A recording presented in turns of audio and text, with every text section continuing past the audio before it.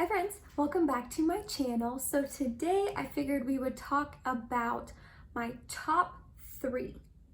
So when I asked on Instagram a while back what kind of videos you guys want to see from me, quite a few of you wanted to see my top 3 items in each different category. So that is what we're going to do today. I figured I would kind of break it down into different categories so we're not here just listening to me blabber all day long. So today we're going to do my top 3 in all of my base products. So top 3 primers, foundations, concealers, and setting powders.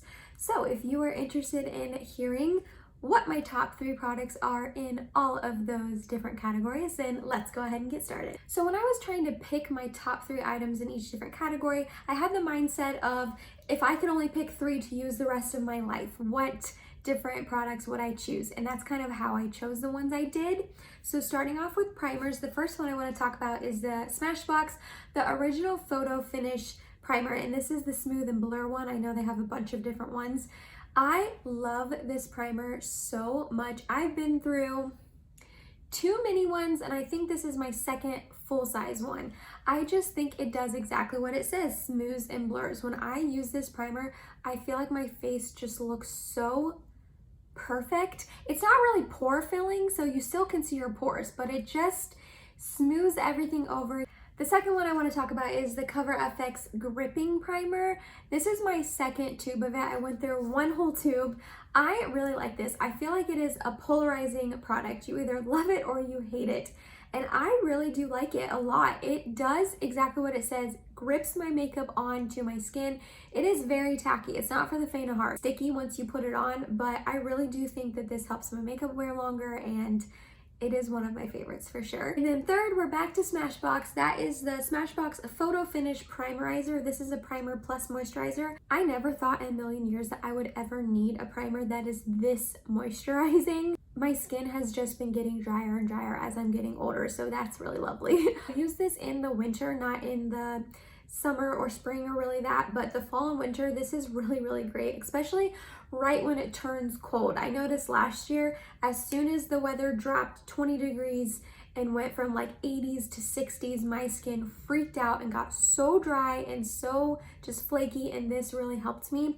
I do want to give an honorable mention though to the Colourpop Pretty Fresh Hydrating Hyaluronic Acid Primer though. If this is not in your budget, because this is pretty pricey, I got mine on sale, I would pick the Smashbox one over the Colourpop one. This is also a really great option if you're looking for a hydrating primer. These can be interchangeable, and this one is a lot more affordable. Next up for foundations, the first one I want to talk about is the Pure 4-in-1 Love Your Selfie Foundation. I am obsessed with this foundation, and I have been for like over a year now. As you can see, I have 2 shades. I have LP4 and then I have LN2. This is just a really great full coverage foundation that doesn't look cakey. It wears really nicely on the skin. It is a little pricey, but I got both of these on sale. I feel like it goes on sale at Ulta pretty often, so if you keep an eye out, you can definitely get a great deal on it. I just think this foundation is so good. I can pair this with a mattifying primer, a hydrating primer. It doesn't matter what I wear over it or under it. It always looks good. I highly recommend. The next one is a little more bougie, so just bear with me. It is the YSL All Hours Foundation. Now, I will be 100% honest that I did not pay for this. I got this sent to me through Octoly because this is pricey. I think it's like $52. All Hours is a good name for it because this foundation lasts all hours. It lasts all day. It is so good. It is definitely my longest lasting foundation that I own. It is not the most full coverage at all. I would say it's more medium coverage, but it just wears so nicely on the skin. It wears for so long. It looks so good all day long that when this one is gone, I will definitely fork out the 50 something dollars to repurchase it with my own money. In this one, I have the shade BR10. And then lastly, this is a really new foundation to me, so I'm kind of iffy putting it in here in my top 3, but it is really just swept me off my feet. It is the Colourpop Pretty Fresh Hyaluronic Acid Hydrating Foundation. This is such a good foundation. It is medium coverage, which I normally tend to not go for. I tend to go for more full coverage, but this just looks so nice on the skin. It never looks drying on the skin, which I really struggle with foundations looking dry on my skin. It wears beautifully. It is medium coverage, but if I just pair it with a full coverage concealer and just cover up my trouble spots. It works beautifully.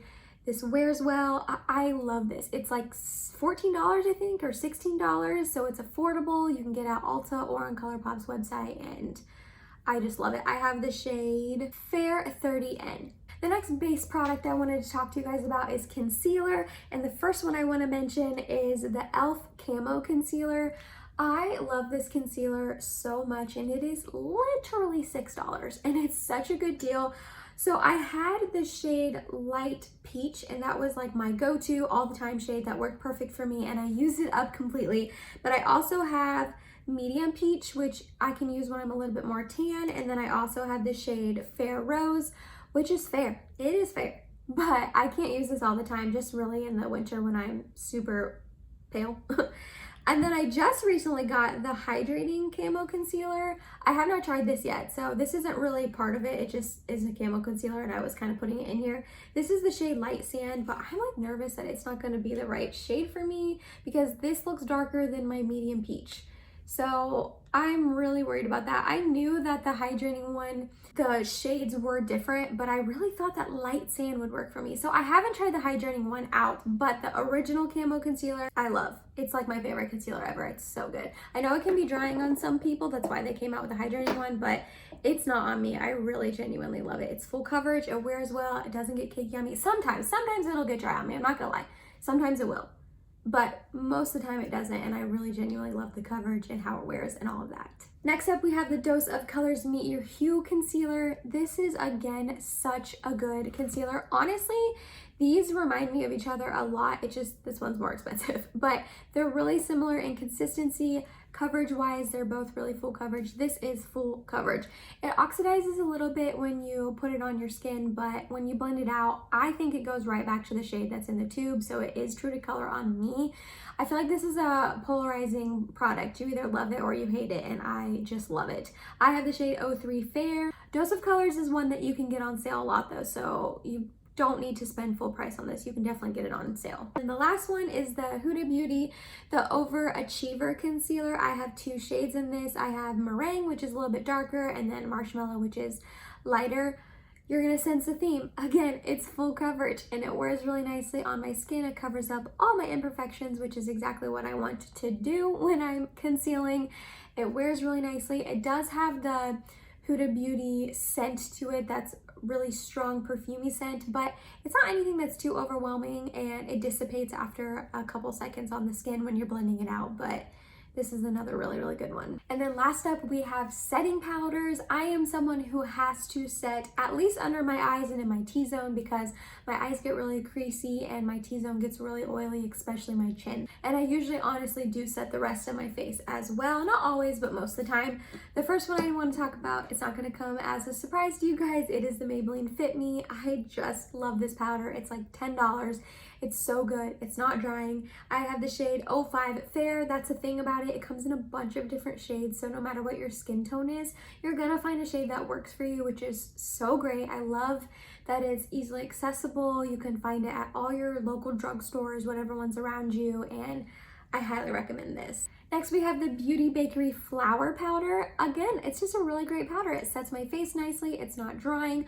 I have the shade Oat Translucent. This is another one that comes in a bunch of different shades. So it's not drying. It sets my face nicely. I just like it. It's a good one. This is my second tub of it.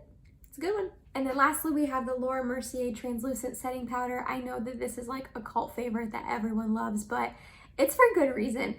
Again, you're going to sense a theme. It sets my face nicely. It's not, this one actually, I'm lying. This one actually can be a slightly drying, especially if I use it in the winter time. But as long as I just dust it on my face and don't really let it sit there for too long or bake or really anything like that, I just set it and lightly dust my face, then it's usually not too drying. It's just when it sits there that it gets kind of drying. But again, sets my face nicely. Works well with most products I use it with, and it's just a good one. I want to give a little honorable mention though to the Hourglass Translucent Veil Setting Powder. I didn't want to put it in my top 3 because it's really, really new to me. I haven't had it for long. I only have this mini, but I definitely am going to purchase a full size when this mini is gone. I am so impressed by this powder. It is the least drying powder I have ever used in my life, and it is so finely milled. So it's definitely up there, maybe not my top 3 quite yet, but this is another good one. So that was it, you guys. That was my top 3 products in all of my base categories. So top 3 primers, foundations, concealers, and setting powders. Let me know down below if any of these are also your favorites. I would love to know what your top 3s are in all of those categories as well. I hope you enjoyed this video. I hope it was fun for you to watch. If you made it to the end of this video, thank you so much. You're awesome and I love you. Please subscribe if you have not yet, and I hope to see you in my next video. Bye, guys.